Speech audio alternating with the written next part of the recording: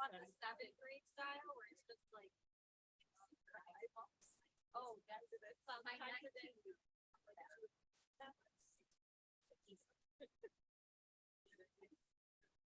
Yeah, those days. Mine too. So it's all the way up. Well, there's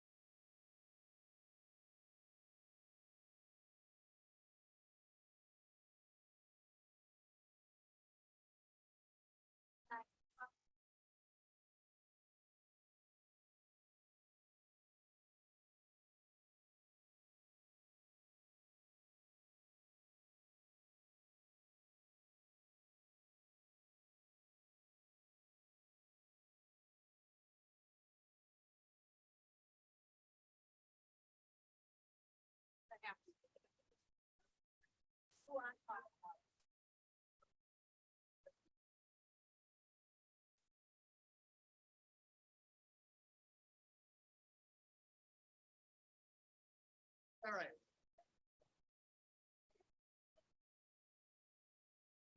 I got my.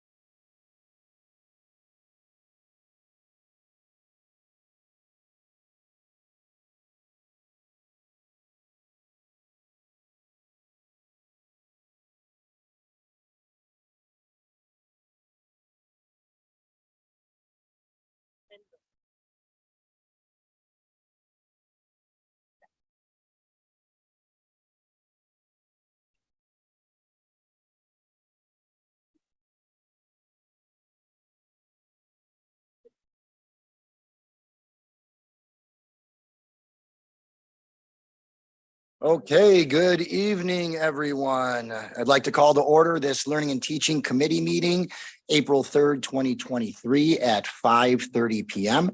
Thanks, everyone, for being here. Mrs. McCabe, I believe you said there are no public comments.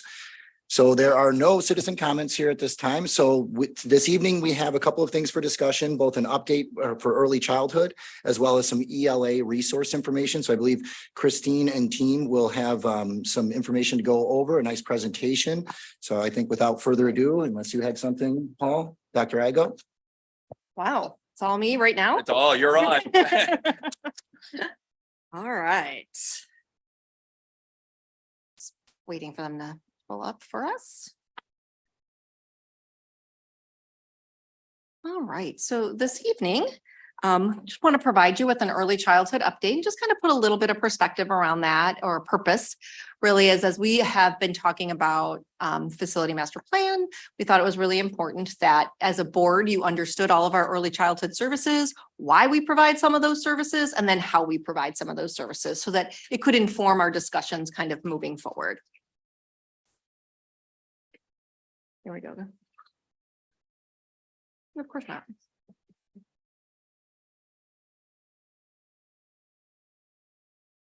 All righty. There we go. All right, so our outcomes for this evening really is to make sure that you have a good understanding of the requirements for early childhood services within our public schools, how we provide those services, and our recommendations for how to best deliver high quality services to our youngest learners.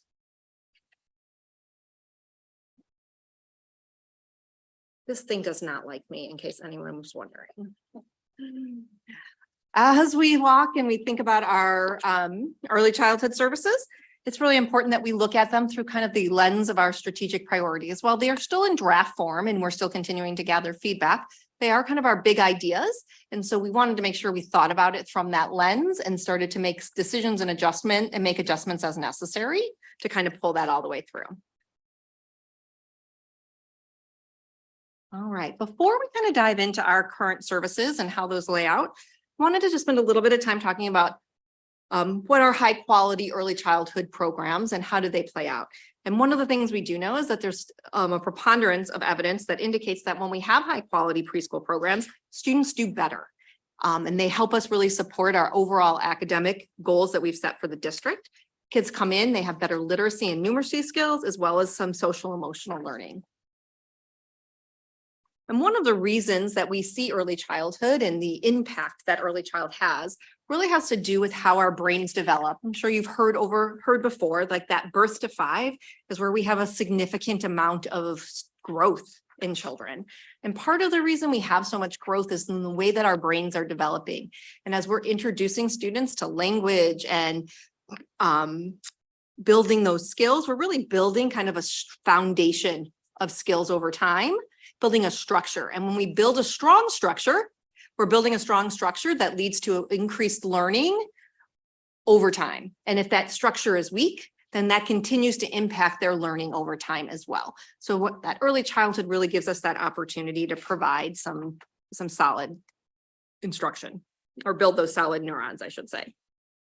And then the other piece is really thinking around kind of that cost benefit analysis. As we think about not only is it good to help us and as a district to reach our goals, it's also good for society as a whole when we have some of those early childhood programs. We know that when we invest in early childhood, we see a significant return on that investment for the community as a whole through reduced crime, welfare, and the cost of educational remediation, as well as for the individual student and the community as a whole, with increased tax revenues or higher incomes for participants of students who were able to benefit from those early childhood programs. So overall, early childhood really does provide kind of an overall piece. But what's really important in that research and what really kind of weighs heavy with us is this idea of high quality preschool programs. And the research is really clear. If we don't have high quality, we don't see those same results. When we're talking about high quality, they're really looking at that list that we have kind of up here that identifies in appropriately certified teachers, small class sizes, engaging classrooms, warm classrooms, responsive adult student interactions, language-rich environments. All of those things play into having a high quality preschool. And when we have those things in place, we see the impact that I talked about in the research. When those things aren't in place, we don't. So sometimes you'll hear people talk about the research is inconsistent in early childhood. And really the difference is in the consistency really is whether it's high quality or it's not high quality. So you really have to make sure that you're looking for programs that have these pieces involved. Kind of understanding those early childhood, why that's so important. I want to talk a little bit about how does early childhood fit into the public school process, right? Like, attendance is not mandatory until age 6. So where does this fall and why is it that we provide early childhood?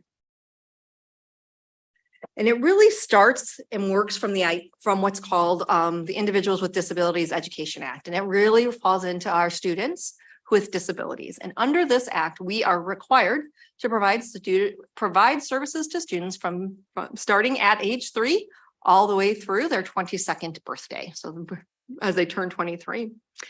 And when we provide those services or they become eligible for services, we're actually responsible for all of the core components of IDEA. In particular, the one that I really want to talk about tonight is the least restrictive environment. So we are required under that law to provide the least restrictive environment to students. And when we talk about that, what that really means is that students must have access to typically developing peers or students who are not eligible for an IEP. So we want to take a little bit of a deep dive into least restrictive environment and what that means, because it does impact how we provide our early childhood services.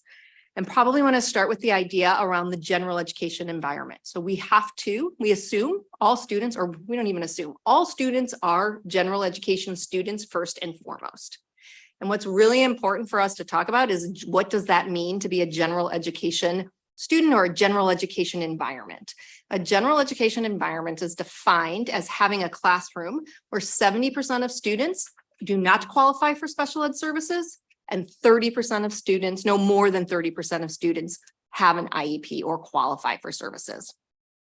So when we look at that, we start with that gen ed classroom, and under IDEA, one of the things we do is we start first with, we're required to say, what is the student able to do, or can we meet the needs of the student in the general education classroom? What supplementary aids, services, or accommodations need to be in place in order for that student to be successful? And so we have to have a general education environment with which to start that conversation. If we don't have a general education environment, then we don't have the required continuum of services. So we're required to have a continuum, and we're required to start with general education for all kids and work our way backwards, right? If we can't provide it there, what does it look like? What does it look like? But we must have that environment kind of up front. And there's really two ways that districts can have that least restrictive environment at that early childhood level. And one is the way that we kind of are doing now, where we have kind of preschool within the district, right? Which is what you see us doing currently. And we can do it with our own preschools, or we can do something called itinerant services, where we actually go out to the preschools or the childcare facilities, and we provide services within that environment. And there are definitely pros and cons to both of those. Probably when we have the preschool within the district, what we really have is that we can ensure high quality services for students. Like, we can ensure what that looks like. We can guarantee that we have teachers that are highly qualified, have all the appropriate certifications, right? We can provide kind of that blended classroom experience where we have students with IEPs and as well as community members, as well as we're going to talk a little bit later about something called Preschool for All, right? Itinerant services allows us to go into the natural environment and provide services for students within that natural environment. But there's another component of IDEA that really impacts our ability to do this, or the cost involved in doing that. So there's a significant cost to providing services in that way. One is you have to have multiple staff members, and you're losing time and with people driving to and from services, and that increases how that looks. The other piece is what we call that FAPE component, or that free and appropriate public education, which means if we're providing services, it has to be free of cost. So that would mean we would be responsible for the tuition for that child to attend preschool on top of those services. So that becomes costly over time, which is why you see most districts kind of work within that preschool within the district, because that provides those services. It's better services, as well as it can also be more cost effective for schools over time. I'm going to stop there because I just gave you a lot of information really fast. Any questions before I talk about our current services? I have one quick question. Absolutely. On the last thing you said. You said we would be responsible for the cost of tuition in the private setting. Can you expand on that? So I'm not sure if I understood.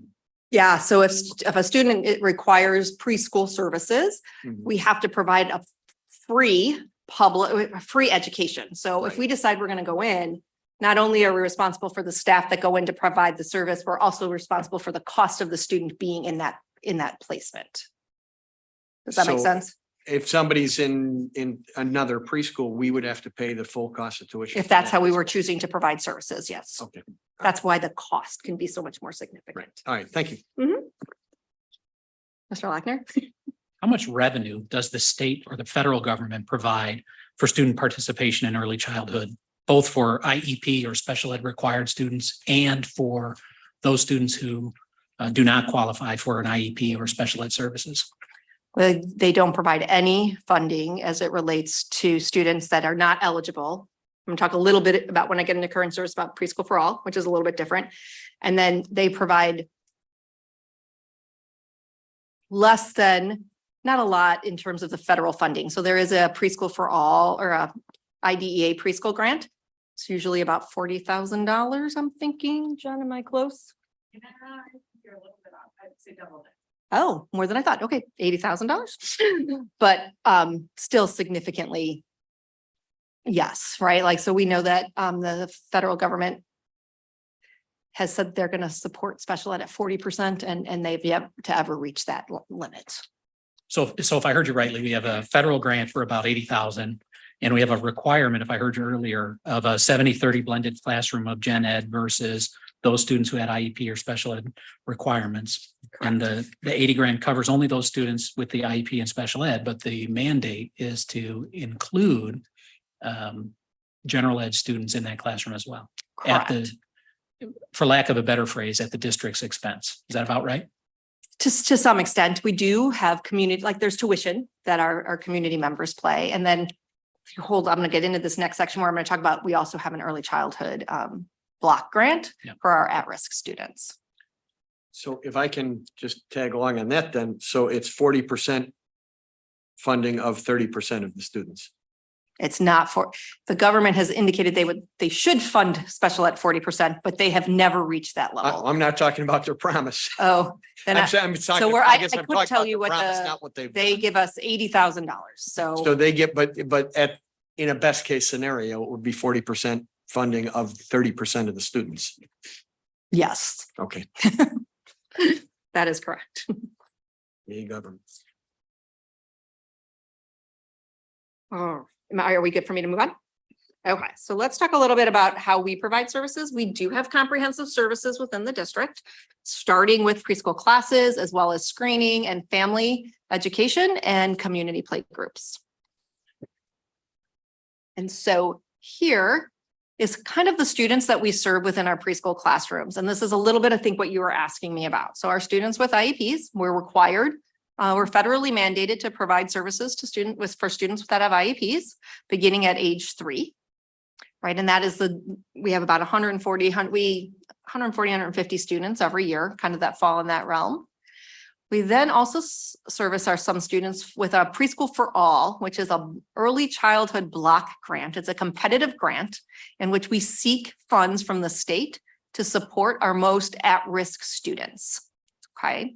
Those are students who typically have there's a weighted process that we use to determine who's eligible, but the majority of that weight for us really falls around poverty. So our families that are at 185% of that federal poverty line is that, along with there's some other components that go into that, kind of how we determine those students. And so we have what they call slots, which is 80 slots in which the state has said that they would help fund those students. And then we have our community students, which is our typically developing students who live within the community. They don't qualify for an IEP, nor do they qualify for our PFA services, but those families do pay tuition in order to participate. And what that really allows us to do is really kind of twofold, is it creates a pool of students to create that least restrictive environment, because our preschool for all and our community students help support that 70%, as well as provide with support in that our students that would likely, allows us to get proactive with our youngest students, right? Instead of trying to think about remediation when they arrive in kindergarten, it allows us to put some services and supports in place for some of our most vulnerable families kind of over time. So just kind of thinking through what does a typical preschool day look like? I've kind of provided a couple of different, just an overview of kind of what does that day look like, that, you know, we've got 2.5 hours a day, 5 days per week. We're required to do 165 days of school. We need to balance our large and small and individual group time, and we have to have child-directed playtime. That's an important piece in early childhood. And then I kind of provided a typical schedule so you could see what that looks like over time. And then within that kind of framework, what we have is that least restrictive environment, or that continuum of services, right? So we have those blended classrooms, which provides that general education environment for kids, that 70-30. And then we have some classrooms that are blended, or not blended, I just said that, specialized or self-contained for students who might need some special education services, you know, some more complex students in that kind of environment. And then because we're part of a public school, we're also required to determine which students speak English as a second language. And anytime we have more than 20 students in a school building that speak one language, we have to provide bilingual, or what we call TBE services. So we do have some classes to support our students in that arena. So that's kind of the overall picture of our preschool kind of classrooms. We also have, like I said, those other services, those developmental screenings that happen monthly. And that really, again, aligns with our IDEA obligations under Child Find, where we're responsible to find children with disabilities between birth and age 5. And we've got 109 students that we've already screened so far this year.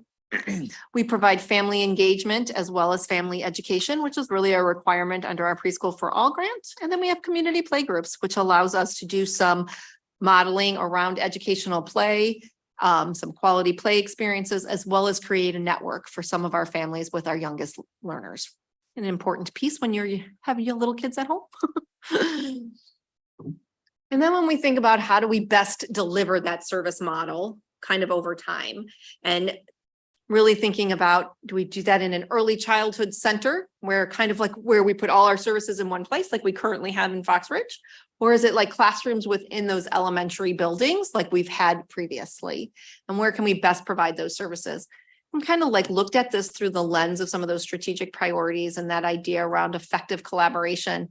And when we think about an early childhood center, what that really does allow us to do is that efficacy of PLCs. It allows us to have a group of teachers greater than 2 that can engage in that professional learning community, which we think is really important.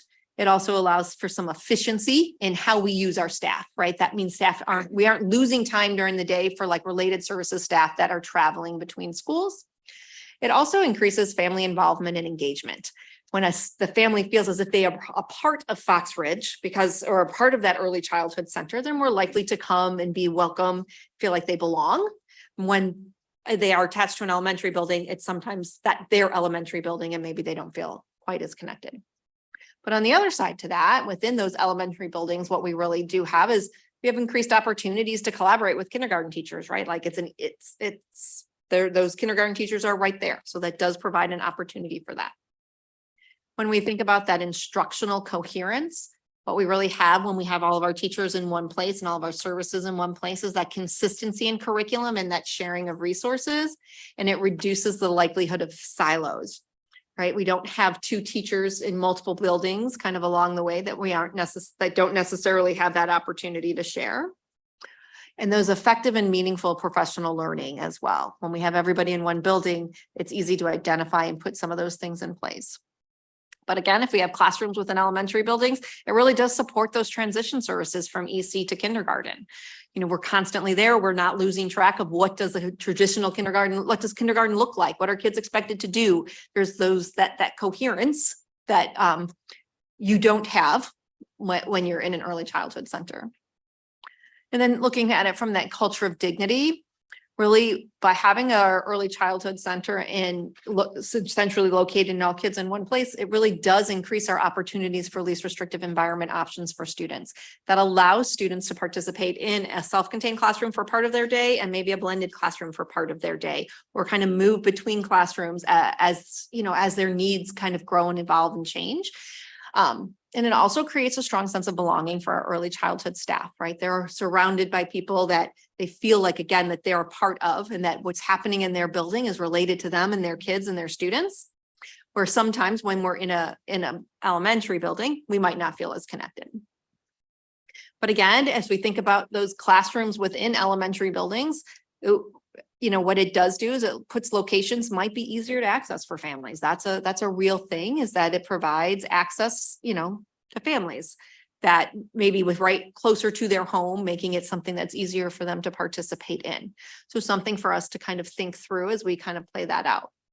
When we think about all of the things that we really want, and we think about what does that research say about the importance of there being that high quality preschool program, we really believe that providing those services in an early childhood center does allow us the best opportunity to create high quality learning experiences for those youngest learners.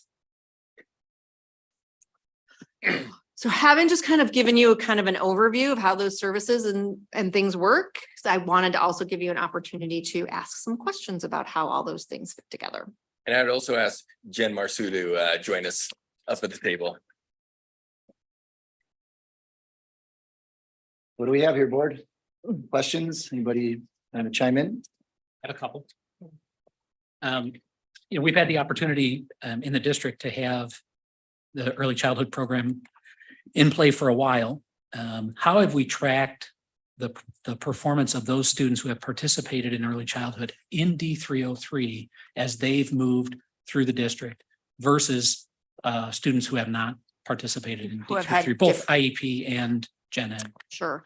I would say that is definitely an area for us really to grow. We have not done a good job of like labeling those students and then following them kind of over time, but that is definitely something we've put into place for us moving forward. Well, then you won't like my follow-up question.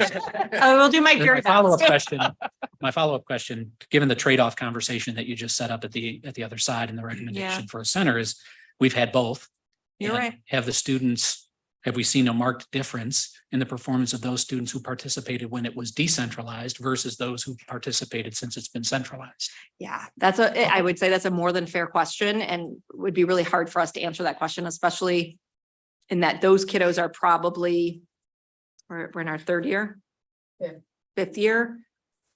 So they would probably just be finishing third grade now. So usually when we think about early childhood, we think about that from like birth to 8. And we try to think about, because there's such a significant amount of growth and it happens so differently for kids at that age, that we really look at 8 as kind of like, we give kids all the way to 8 to like, be like, are they on grade level or where they need to be? Yeah, I think in the student achievement report, we do have a third grade Yeah, and that's literacy measure. So kind of It'd be why really it's interesting. like that, is because before we don't test kids younger than that for that significant change in development. We can start looking at that data. But we certainly and can making sure that we tag can those go kids. back in time and working with Dave Shazar to see what that would look like for those previous years.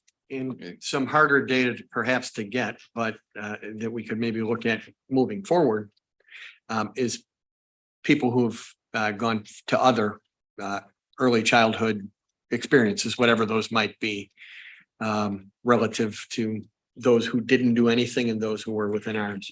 Yeah, one of the things we talked about adding to our kindergarten registration is just that specific question. Have you attended preschool? And if so, where?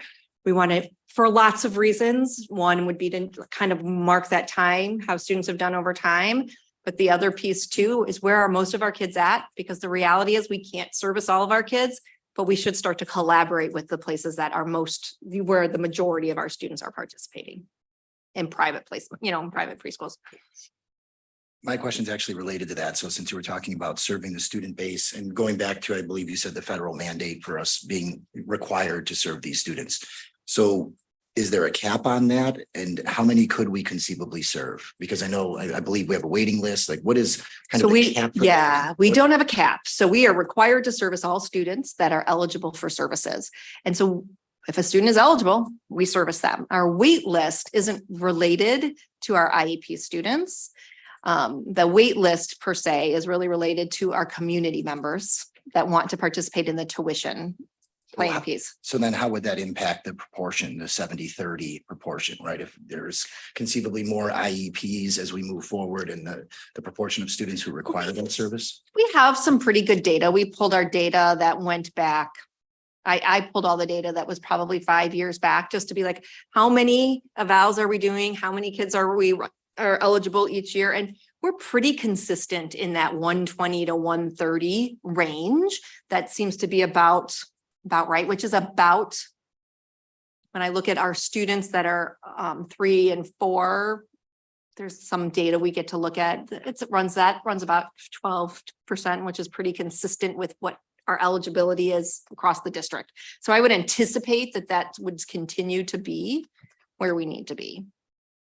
Did I answer your question? Yeah, I was just kind of getting at how many we could even serve within the district, and especially if we were required to serve a larger proportion of those students, how would we still meet that 70-30 Yeah. ratio? Yeah, so let's just say for whatever reason, we had a huge jump in the number of special ed students. And so we would have the ability to do what's called request a waiver, which would allow us to make our 70-30 off, but we would want to then kind of readjust. And we did a little bit of that this year where we added a section because we were feeling like we needed it in order to balance out our IEP students. And But also, I'm sorry. I was just gonna say, but I think that raises an excellent point. That's one of the questions before the board to solve for as we think about facility planning.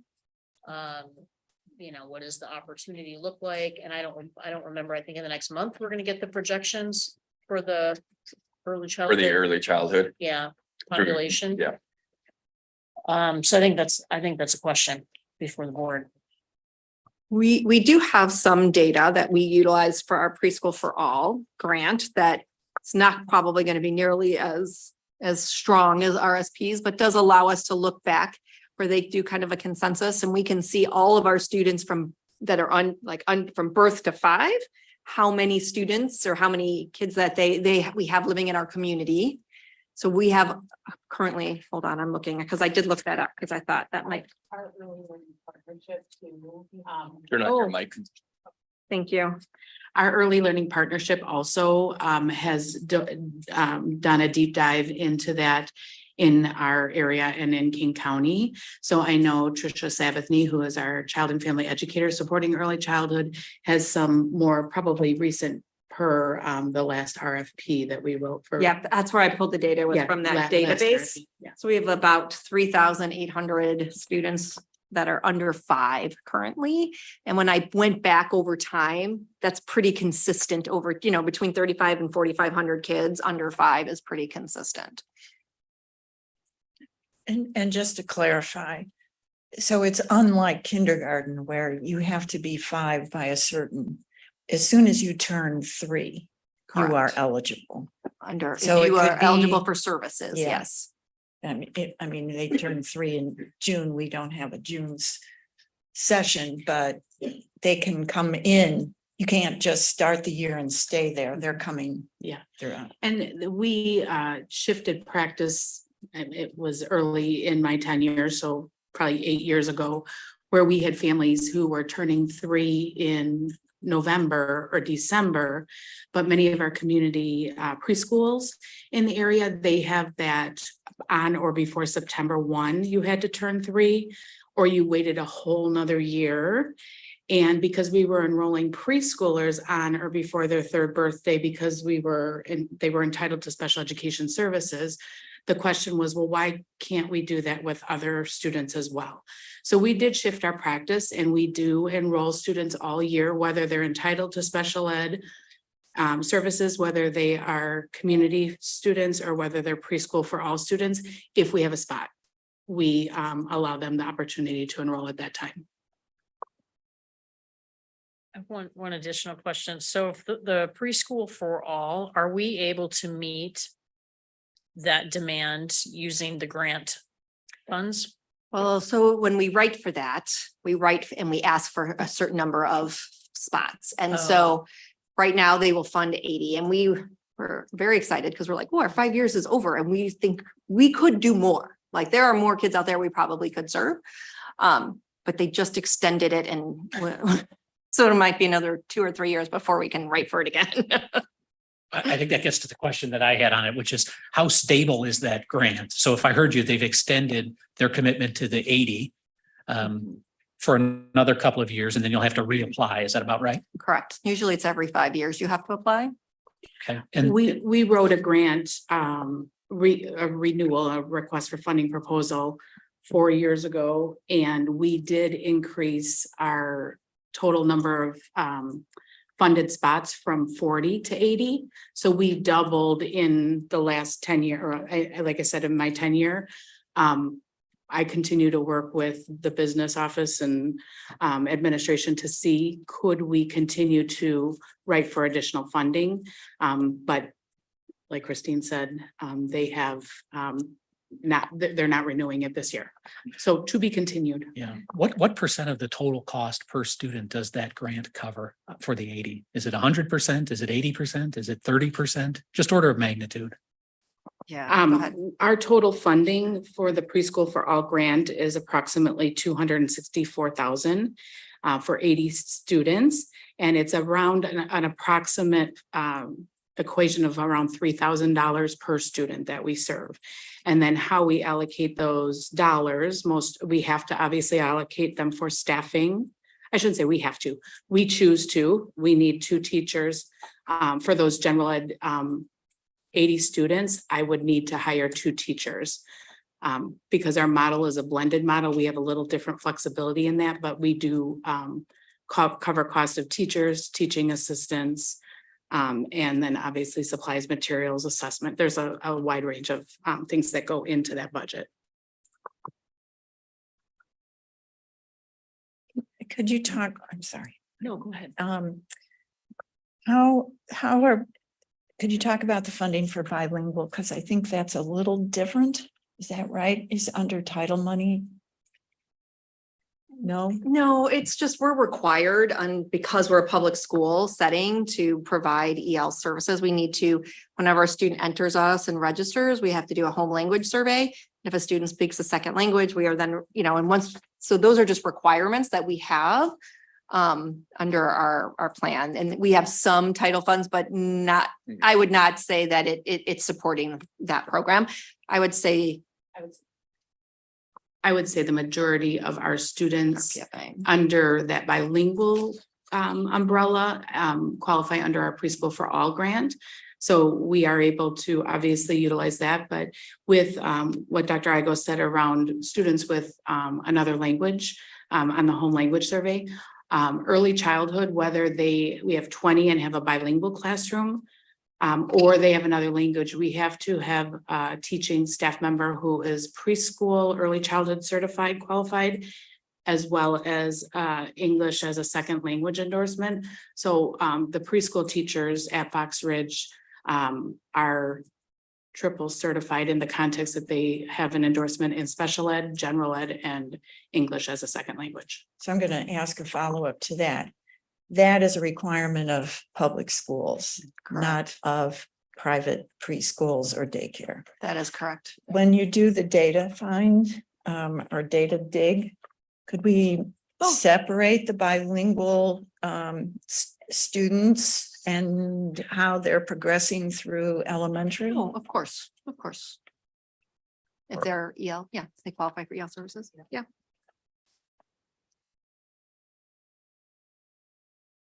I have one more. Related to the block grant again. Related to what? I'm sorry. Related to the students that are eligible for those 80 slots. Yeah. It's $3,300 per student roughly. Is there an additional tuition that those students pay? No, it is not. It's part of the program is that we're providing them with access to a high quality free preschool program. Understood. Okay. Thank you. And how much is tuition for community members? We have $285 a month for 10 times 10 months.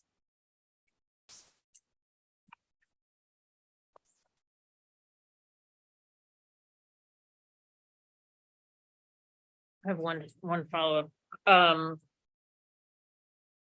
If you think about the community member channel and the preschool for all channel, is the cost the same? Per student, 3,000? Doesn't, I'm assuming, yeah, because I'm assuming that the students with IEP there's a higher cost. yes, 100%, that's true. Yeah, Well, it sounds like you just said it was 280, so that's $2,800 and they gave us 3,300, so it's a little, they're giving us a little bit more money for our preschool for all families. Well, we have a few more requirements. Did I do that math wrong? Oh, Yeah. you were looking at it, I was like, it's very possible. that's, so from a cost standpoint. Oh, I if hear you're what in you're saying. preschool for all, or you're in the general community, it's the same cost. Yes. Probably. I mean, I can't, yeah, I mean, there are definitely other services we The provide. preschool for all grant, we also provide a daily healthy snack that is included. So I budget for that within that grant program. We also provide transportation for those families who Okay. wish to take advantage of it, because oftentimes those families do have a challenge in accessing school without transportation. So that is also budgeted in there. Okay. And so a few other things that come out of that our community preschoolers do not have. Okay, thank you. And what about speech only students? How do we provide services for them? Sure, I mean, it's itinerant service. I mean, sometimes they come in and they can receive their speech services, or they can enroll as a community student and receive speech services that way. So if they're a community, are they considered? So if they come as a community member, They're not considered part of the like IEP piece, right? So that Right, so- 70-30 does not, right? Because when we do an IEP, we determine whether or not they need just speech services or whether they need additional, they have actual special ed needs, and that speech is a related service. okay, so speech isn't considered an IEP alone. It is, It is, It but it's is. not considered in the 70-30. but not in the 70. Got it, okay. And we do have students who are community and or PFA, I should say, or PFA, who have entitlement to speech only. And if they did not choose to enroll with us and go somewhere else, they would just come for speech and go home. But because they're enrolled and they're in our building for 2.5 hours, 5 days a week, our speech and language services are provided while they attend school along with their blended classroom.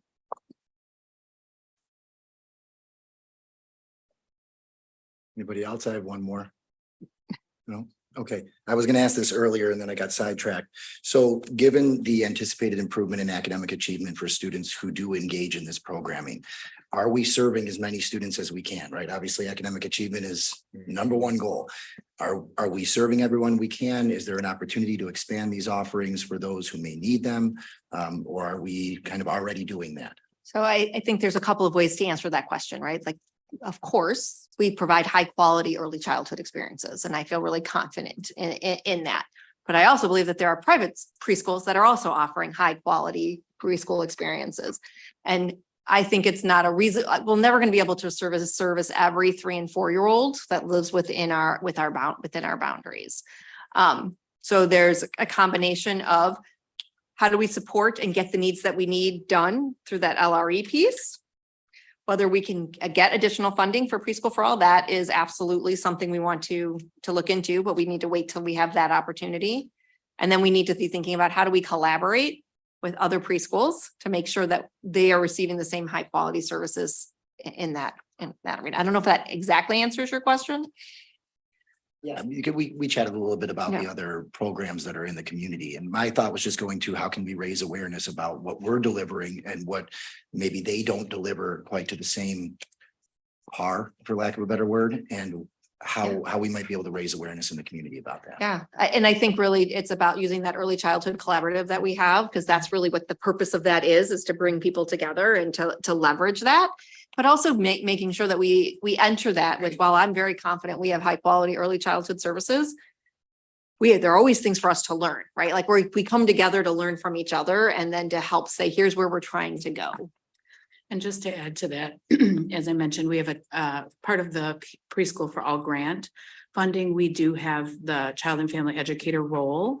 And that role has allowed for us to support in the community preschool. So we will often have a referral from or a parent will call saying, my child has been told they cannot come back to our preschool because of X, Y, and Z.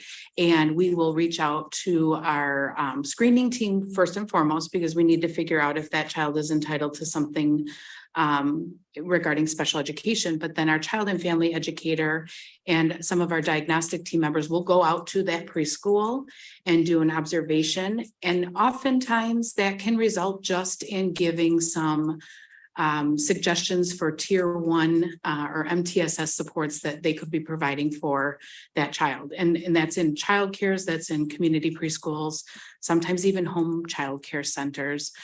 So we're fortunate to have that opportunity. And we're building those relationships with the community preschools and childcares, because just like we don't want somebody coming in and telling us what we're not doing right or wrong, or what we could look at differently. That takes a while. And I think Tricia Sabathy has built that relationship with many of our outside organizations. Great, thank you. Board members, other questions related to this? If I could, Ms. Marsu, since you're here, would you just talk for a moment about the piece that you're so prideful about around Fox Ridge? I know you have a number of staff members back here, and I want to recognize them for taking time out of their schedule. But I think for just a second or two, talking about Fox Ridge, the Early Childhood Center, and what it gives back to our students in our community. Sure. So the irony in today's meeting is today kicks off the Week of the Young Child, which is a celebration of early childhood services and programming nationwide.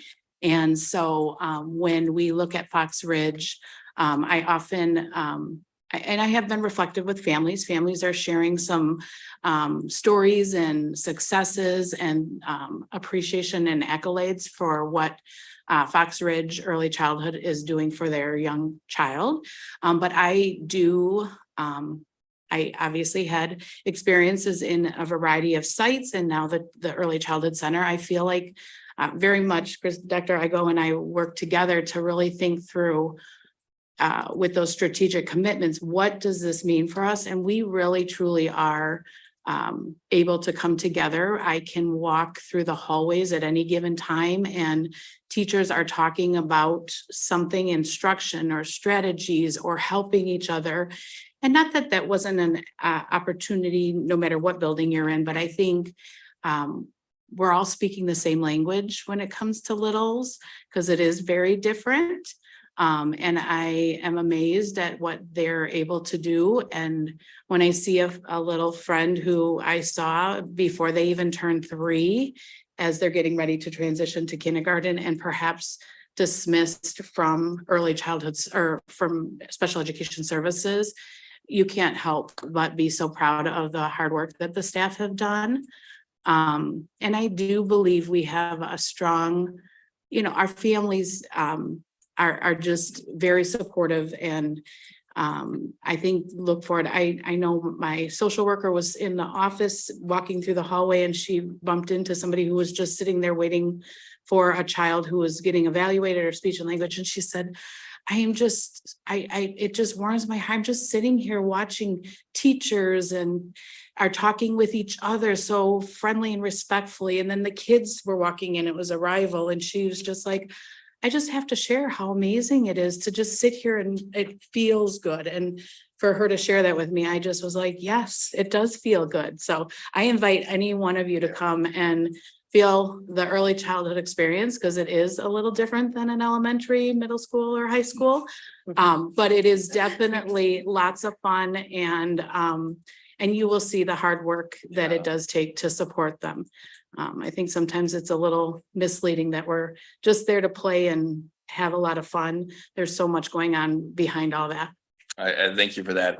And I appreciate that. And I would highly encourage the board, reach out. We will schedule a time, place for any board member to be able to walk through there. And to be able to walk through with Jen and others to see the intentionality that occurs in a preschool program. I think that's what I'm always impressed by, the high quality of staff, the leadership there, and that they're really working through the intentional piece of growing our 3 and 4-year-olds. And so they're ready for that experience as a kindergarten and seeing the different complexities of the young people who are in our buildings. And I think that was the piece that is also really important for myself and the board members to see what is occurring within our EC program at Fox Ridge. So thank you. Thank you for our staff for being there, the staff who are listening as well. Do it before you go. I do want to say I didn't have very many questions. I think I have a good understanding of our early childhood program, and special education. Absolutely. But I do want to say I want to thank you for the environment that you've created. I had a child who attended for 2 years. And so I really appreciate that. I appreciate everything that everyone there did for him. All right, thanks so much. That was great. Great discussion, great questions. I believe that moves us on to item 2B. And Yes. Dr. Igo, you want to take it away? I believe do. we'll have Well, Tina I'm going coming to up pass as it well. on. I'm having Tina King come up, who's our director of curriculum. She has been working with our middle school ELA for the last 1.5 years to really kind of take a look at, I guess it's almost 2 years now, isn't it? Our curriculum and take a look at our resources. And she's here tonight to talk about our resource recommendation. And just to tie, early childhood and middle school sometimes looks a lot alike. We have not experienced that.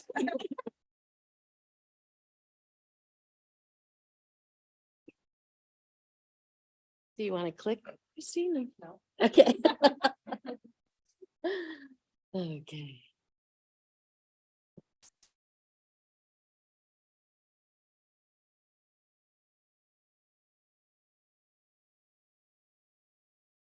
Well, good evening. Tonight, I'm here to share the work of the Curriculum Assessment Instruction Team and our recommendations for a curriculum resource for the middle school English language arts curriculum. This work is aligned to policy 6.4 and also to the school board goal to ensure every student has college, career, and life skills necessary to pursue the post-secondary path of their choice. It's also aligned with our strategic priority of instructional coherence. Let's see if I can make this work now. There we go. It's not you. So part of instructional coherence, or actually to have instructional coherence, you need a guaranteed and viable curriculum. And that ensures that all students have access to grade level and beyond content. And the middle school CAI team has been working together for 18 months to design an updated ELA curriculum. And this will ensure that our students have access to rigorous grade level tasks and assignments, as well as explicit instruction in reading and writing. So this evening, I'm going to talk about and report on our curriculum progress to date, share the resource recommendation, our professional learning plan, and the cost proposal for your review.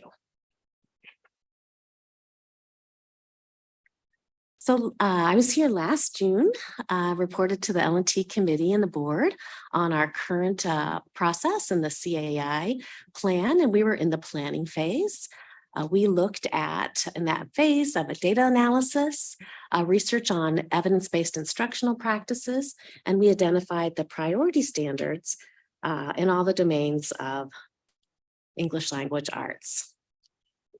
Now tonight, we are been in the design phase this school year, and we're here tonight to bring you a curriculum resource recommendation. But note that our work is not finished. We are preparing to launch and moving into our implementation phase next. But tonight I'd like to introduce the team of teachers, reading specialists, instructional support coach, LRC directors, and administrators that have worked together on this project. So if they could stand up and be recognized for their work.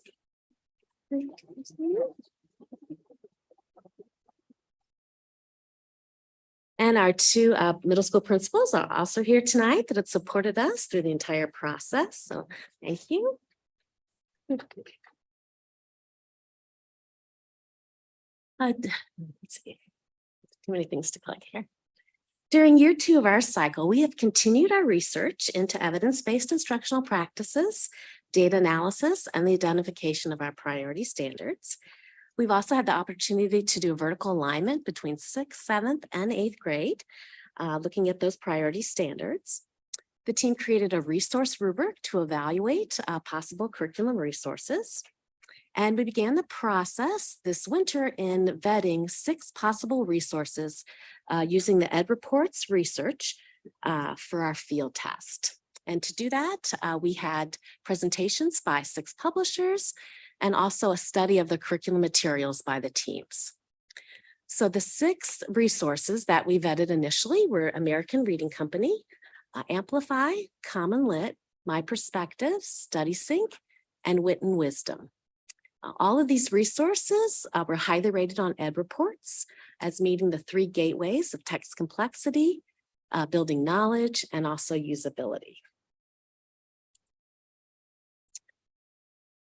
Based on that initial vetting, we selected 2 resources, StudySync and Amplify ELA, to move on to the field test. The team selected those 2 resources using our rubric. In the field test that began this winter, we elevated both student learning and teacher voice. We had over 1,100 students and 21 teachers participate in our field test. This was truly a team effort. Every classroom in the field test was supported by a specialist, either a reading specialist or an instructional support coach, and even both of our LRC directors participated in that field test. The collaboration in the field test was amazing. The teachers felt supported. The students were very excited to be involved in this process. Initial professional learning and training was provided by the publishers. And then each teacher in the field test taught both a StudySync unit and also an Amplify unit. So every teacher got to experience both curriculums.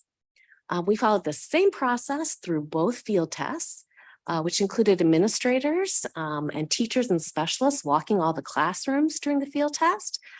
We also were able to have consultants come in. Amplify came in and visited the classrooms.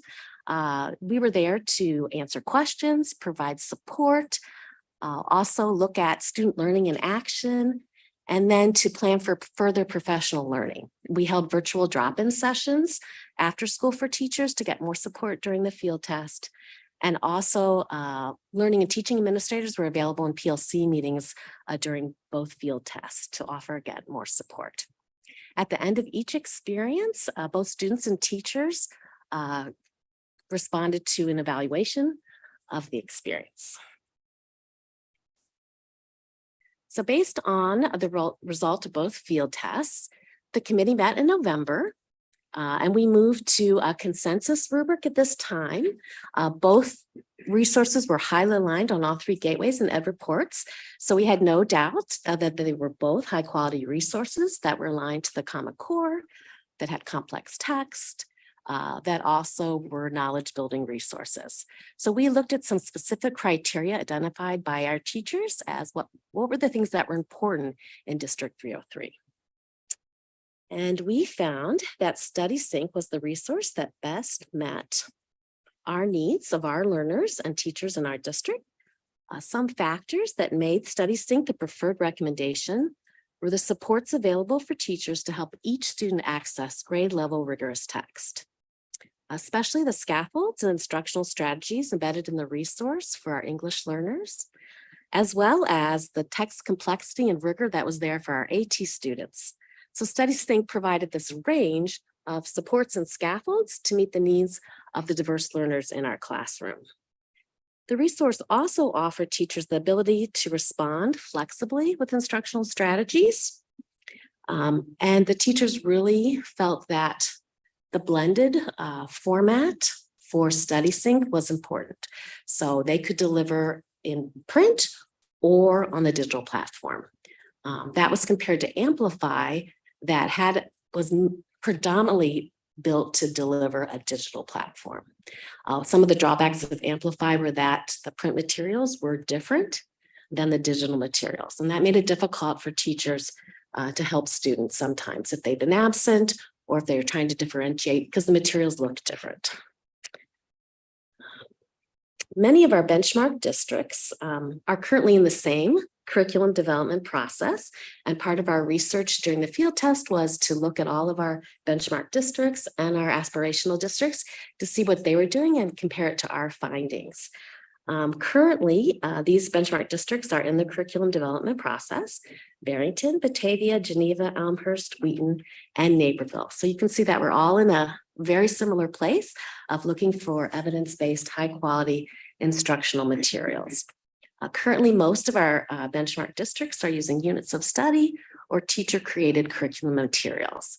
But like I said, more than 80% of the districts are currently in the process and looking for aligned resources. Also, during the field test, we were able to look at the cost in a 6-year subscription plan for both resources. But to also add that into our research, Amplify came out to $25 per student and StudySync was $27 per student. So we had comparable costs in a 6-year plan for both programs. So the recommendation of the committee is to move forward with StudySync, a 2021 publication date, which is an upgrade from their 2017 edition. StudySync includes 6 units for instruction. And instruction is focused on strong skills and standard-based instruction with the flexibility for teachers to respond to the students in their classroom. And every day in StudySync, students are interacting with high-quality text that is classic and also contemporary literature that's rigorous. Instruction is designed for whole group, small group, and individual needs. When we look at, thank you, when we look at any resource, no resource is perfect, but the strengths far outweighed the areas that we needed to supplement for StudySync.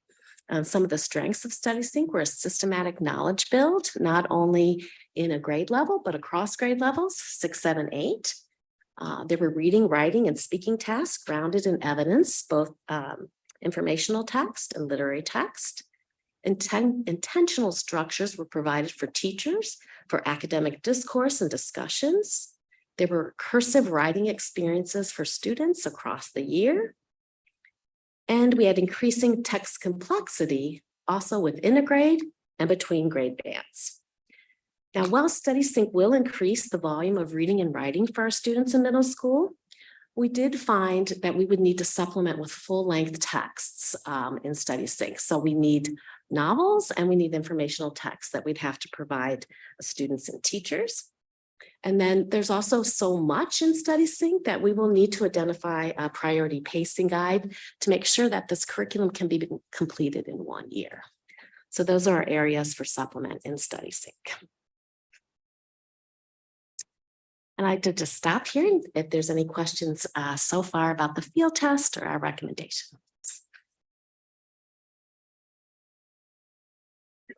Of course, I have one or two. I saw the list of middle school teachers who participated. I'm wondering how this curriculum would integrate with elementary curriculum, and then on the other side, how it would support high school. I didn't see any of those teachers as participants in the work, and so I'm curious. We have some pending decisions around elementary that are coming. Where does this fit relative to those bookends? For middle school, it's a McGraw-Hill product. And it has a partner in the K-5 arena that's called Wonders. And we're also field testing that resource. So we would have a bridge K-8 that way. StudySync is a 6-12 product. So it goes up through high school. So those are the bridges that we have now. Once the resource is approved by the board, then we would move forward to do some vertical articulation with the high school about what that transition would look like from 8th grade to 9th grade. Tina, would you also speak to the literacy vision that holds us pre-K 12 and the importance of the work that went into that vision work that does make that connection that Mr. Lackner is looking for. And I think that's really important, or Dr. Igo, either one. I don't know who wants to speak to it.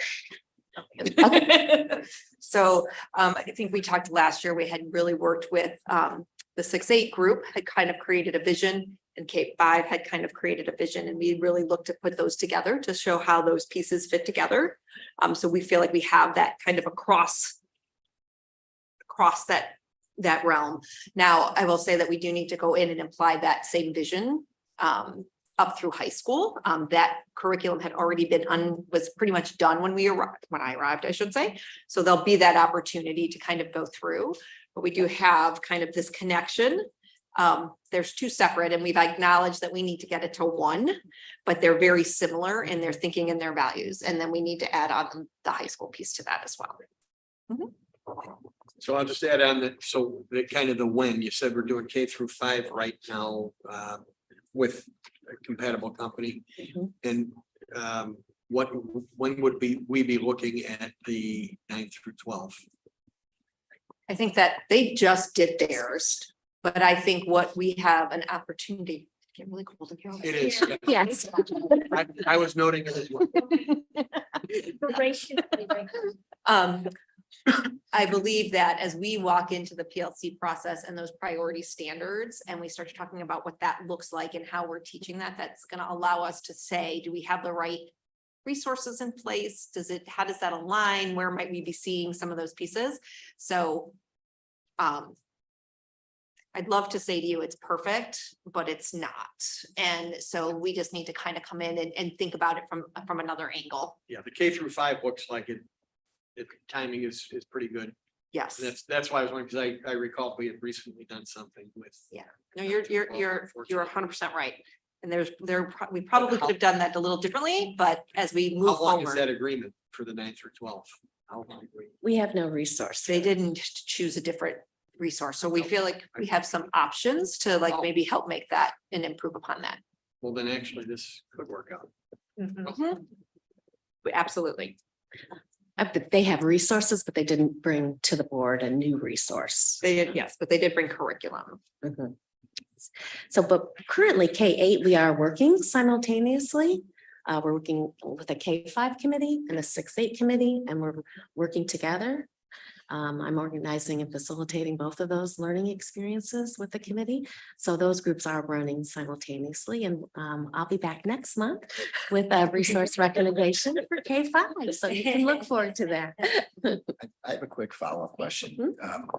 I'm sorry, were you gonna go, Kate? Okay.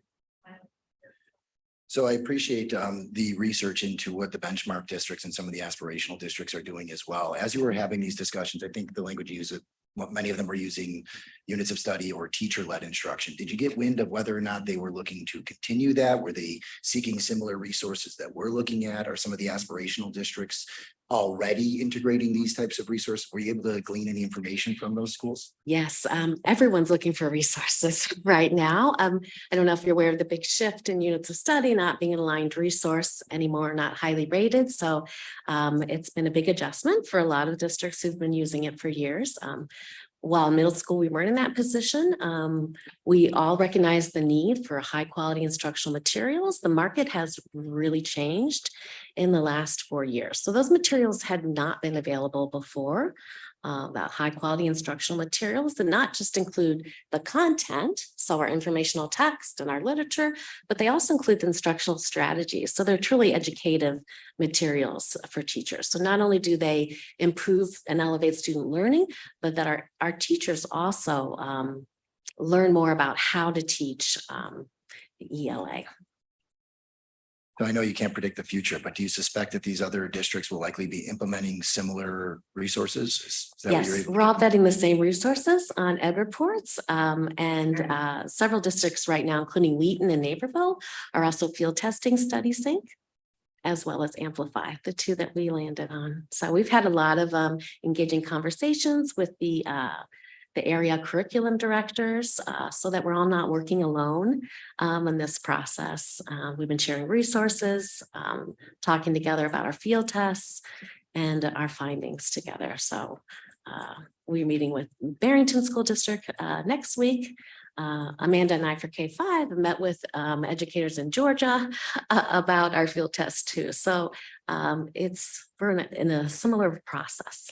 And the shift away from units of study is a national shift.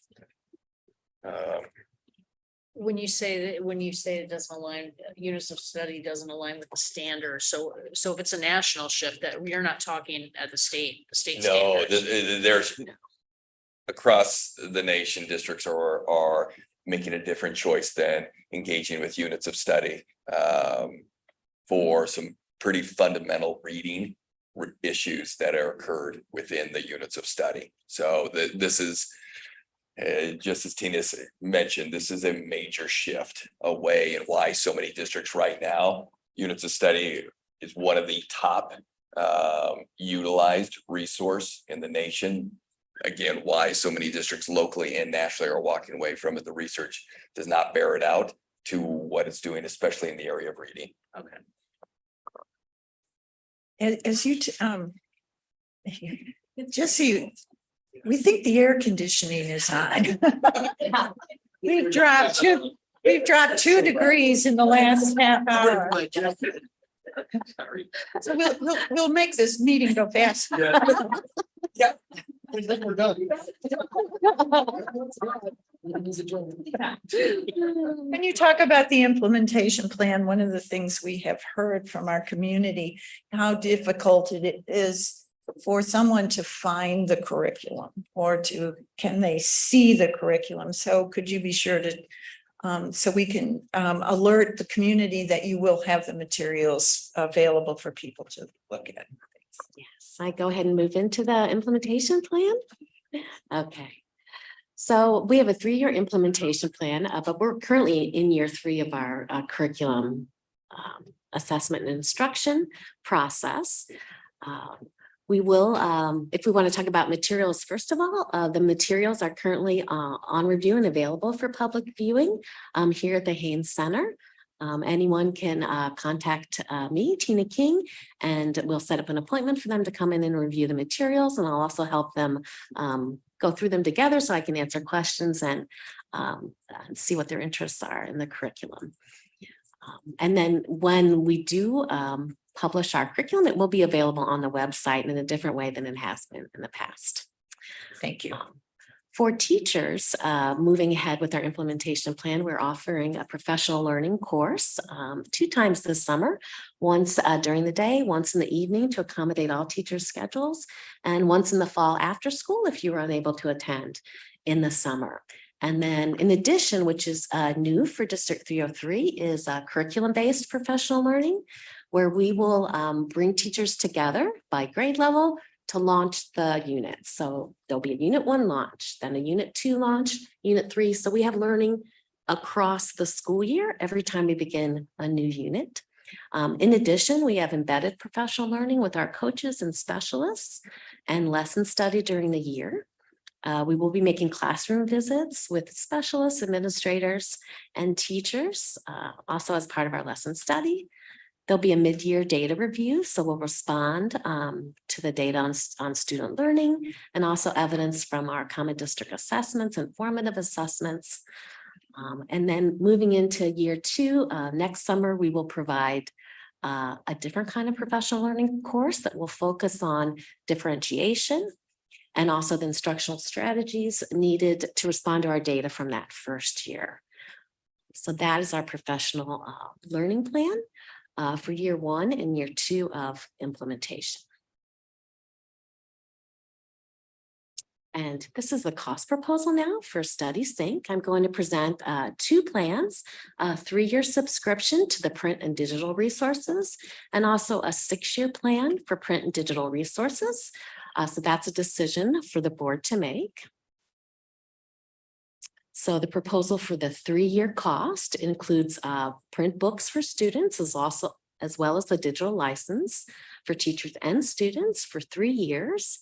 It's $266,000, which yearly comes out to about $31 per student and $34 per teacher. If we look at the 6-year proposal, we can see that it's about $433,000, with a yearly cost of $27 per student and $25 per teacher. So we can save over $100,000 with the 6-year subscription. We do know that there will be some supplemental costs. I want to alert the board to that moving forward. After we write our units this summer, we would like to purchase some full-length novels and informational text resources for students, as well as look at our intervention resources for reading and writing and foundational skills. So we're going to build this comprehensive curriculum resource package for our teachers and our students. So tonight, we'd like to recommend that these items be included at the May school board meeting for the Study Sync curriculum resource, print and digital package. The board can decide if you'd want to go with the 3-year contract or the 6-year contract.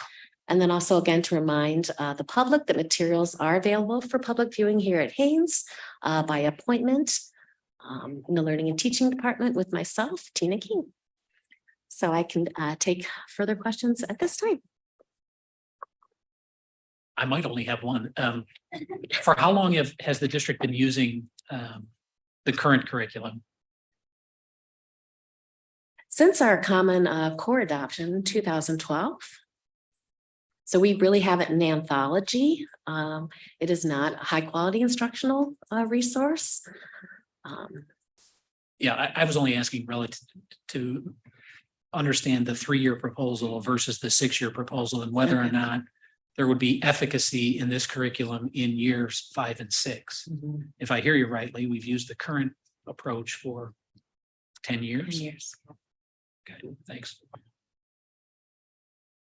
Mine was related to that as well, as how confident we would be that we'd be using that same curriculum 6 years down the road. And then I'll go back to some of those benchmark districts. Are we seeing them also engaging in longer term agreements here? And I know that some of them are still in that exploratory phase of this. But do you suspect, I see the savings that you pointed out. Thank you for doing that. Do we anticipate that other such districts will be? And again, no crystal balls, I get it. But what have you heard? I think we're interested. I think districts are interested in saving that cost. And we know when we think about the research on change, it's going to take us 3 years to get very good at this curriculum. But then there's always a risk to a long contract. Things change more quickly now than they did in the future too. But we do know that I can say that Study Sync, because the curriculum is delivered in a digital platform now, they're able to update it instantly. So changes that are made, we get to see them instantly. One of the features of Study Sync is a daily blast that's linked to curriculum and current events that's available for teachers each week in Study Sync. So it's not like in the past where our current curriculum is a huge hardback book that was published in 2012 that hasn't been updated, that we still have. So I think that's the difference in the way that curriculum is packaged now too. That was actually the second part of the question. So thank you for that. The last part, and I know you only kind of went down the rabbit hole with 2 of these resources. Did you ever get some idea of what the costs were for the other resources that you had reviewed? Were they comparable, or did we just not get to that stage because we didn't go that far down the? I think our teachers weren't even interested in field testing those resources. So in May, I may have missed this. We will also have the K-5. Yes. So, and if we are we heading in the same direction of this resource being K-5 as well? But we are currently field testing 2 resources in K-5, Into Reading by HMH and also the McGraw-Hill Wonders product. Okay. So we just started the Wonders field test today. Okay. So they're not this. I was wondering if we needed to wait till you were finished before we vote on this. I understand what you're saying, and there's definitely value in maybe having that resource that goes across. But I think what's most important is that we have the right resource with the right things for the teachers that are teaching at this moment in time. And so if elementary just chooses maybe the other one based upon we have a very well thought out rubric, and that is really based on evidence. It's not a like, I like this or I don't like this. We'll work to bridge it so that kids can get from like how those curriculums and resources work together. But either way, they're each working on the same standards, right? We're going to identify those priority standards. The resource helps us get to that standard, but it's really most important that the teachers have the resource that they feel helps them get there. As opposed to us having this, insisting upon the same thing. Does that make sense? Yeah, and all I was wondering was, should we wait to make any decisions until you're done with elementary? No, Okay. I think they undersold the value of the literacy vision. Because I think that's one of the most important things that really sets that foundation of where are we going as a district. So no resource was chosen without bringing it through that lens of the vision. So that to me is that connective tissue, be it this program or this publisher or that publisher. It has the connective tissue of the vision of what we're trying to accomplish in D303. And that was created in partnership with our educators. So that's what gives me the confidence. And as I engaged in that vision work, it absolutely aligns with where I would want us to be in the area of literacy. So that's what I see that piece doing. If I can kind of add on that, Amplify doesn't have a product that would be seamless anyway. So if it's a choice between the two, this is the only one that possibly does. We have a potential way of bridging either one, and one might be perfectly seamless. It would seem to make sense to me. The only question I have, I think, is one that's already been articulated is, are we confident enough to go with a 6-year contract that this is the resource? Because I like the idea of $100,000 savings. Administration will bring a recommendation on that as well. Again, ultimately, it'll be up to the board, but administration will give you the recommendation, either the 3 or 6. And with that recommendation, provide the rationale. Yeah.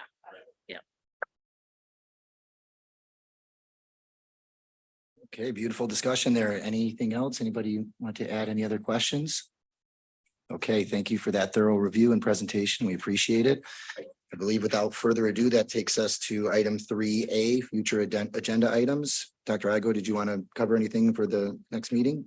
Well, we kind of talked a little bit about that. So we'll be bringing you kind of our, just like you saw tonight, we'll be bringing our K-5 literacy resource for review. And we will also be doing some initial learning as it relates to the AP audit. So we're going to bring in lay some groundwork about some learning so that when we come in June, we can bring the results of the AP audit.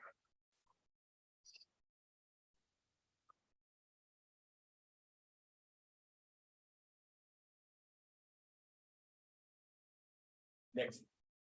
I believe the next meeting is in May 15th. Yes. This is our April. Correct. This is our April meeting. Yes. Yeah, May 15th will be the next meeting. Anything else? Okay, thank you for that. That will take us to adjournment at 6:50 p.m.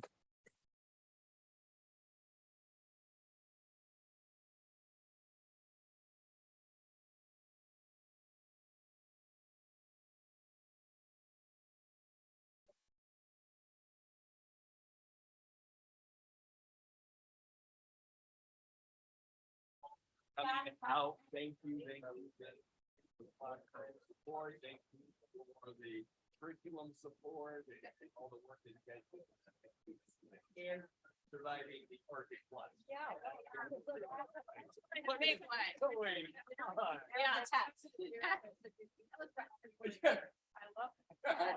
That's true. Karen are always hot.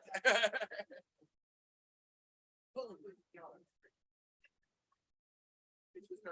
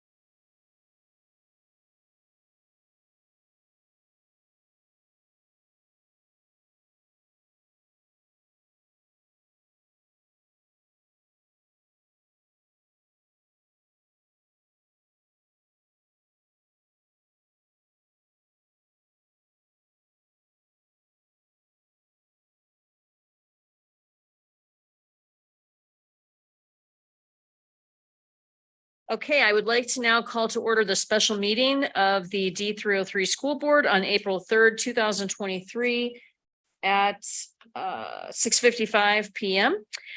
Ms. Marsan, would you please take the roll? Mrs. Barker, Here. Mrs. Bell, Here. Mr. Kuschert, Here. Mr. Lackner, Here. Mrs. McKay, Here. Mr. McNally, Here. and Mrs. Fairgrave. Here, please stand for the Pledge of Allegiance.